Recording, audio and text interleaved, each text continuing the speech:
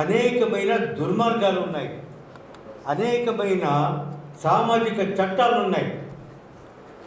ఈ అన్ని మత గ్రంథాలలో ఉన్న కాలం చెల్లిపోయిన ఈ చట్టాలని తీసివేయవలేనో లేకపోతే సంస్కరించుకోవలేదు. ఇందులో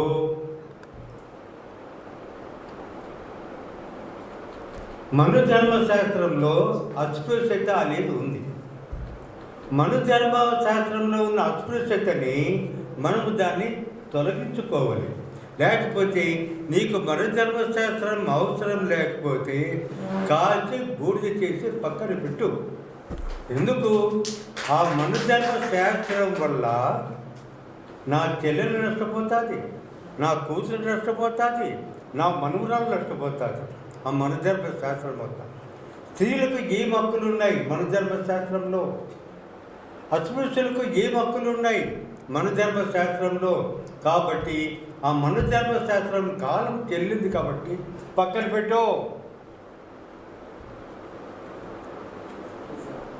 అదేవిధంగా అయ్యా, ఇస్లాము మత గ్రంథంలో కూడాను జిహాద్ అనే ఒక మూఢ విశ్వాసం ఉంది. ఇది నాగరిక సమాజము.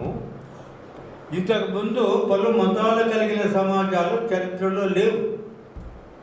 కానీ ఈ ఆధునిక కాలంలో పలు మతాలు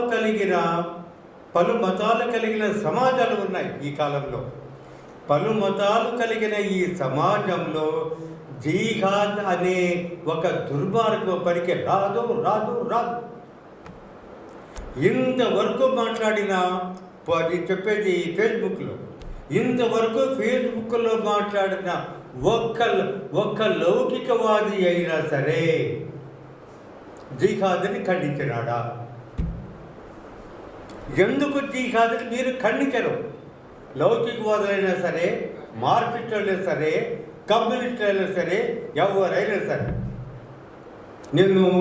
నేను మనుధర్మశాస్త్రాన్ని ఖండిస్తున్నాను కదా, నేను కాస్త బుగ్గిపాలు చేస్తున్నాను కదా, ఎందుకుగా నువ్వెందుకు ఆ పని చెయ్యవు అంటే నీ మతంలోని గ్రంథాన్ని సెన్సిటివ్గా కాపాడుకుంటూనే వేరే మత గ్రంథాలలోని రుసులకు ఎత్తుతూ ఆ రుసుకులు అమాస్కో పురాణకు ఒక్క మాట మనం మాట్లాడితే, అది కూడాను చరిత్రాధారంగా మాట్లాడితే ఏవోవో బ్రాండ్లు, ఏవోవో ముఖానికి అచ్చు వేసే బుద్ధులు, ఇదంతా కూడాను సమాజానికి పనికిరాదు.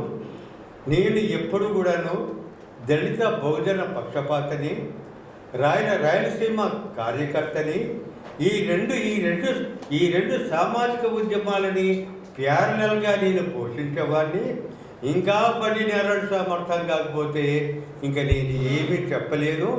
ఏ దేవునితో కూడా నేను మొరపెట్టుకోలేను. ఇంకా ఇంతేరా ఈ జీవితం అన్నట్లు ఉండాలంతే. కాబట్టి సోదరులారా, ఎంత అర్థమైందో అంత అర్థమయ్యి ముఖ్యంగా నన్ను ప్రోత్సహించిన మిత్రులు బండి కైలాసనాథ్ అయినా సరే, మన వెంకటరామరెడ్డి అయినా సరే, ఉప్పరిపాటి వెంకటేశ్వర అయినా సరే, నాకు వీళ్ళందరూ కూడాను అండగా నిలబడినారు. నవల రాసే కాడు నుంచి అంకిత్ శ్రీనివాసులు, మర్చిపోతే అంకిత్ శ్రీనివాసులు, వీళ్ళందరూ నాకు అండగా నిలబడినారు. తర్వాత నాకు చాలా మోరల్ సపోర్ట్గా కూడా నిలబడినారు. తర్వాత నువ్వు చెప్పే దాంట్లో ఏమి తప్పులేదు సోదరా, నువ్వు అన్ని మతాలని ప్రశ్నిస్తున్నావు, అన్ని మత గ్రంథాలని ప్రశ్నిస్తున్నావు.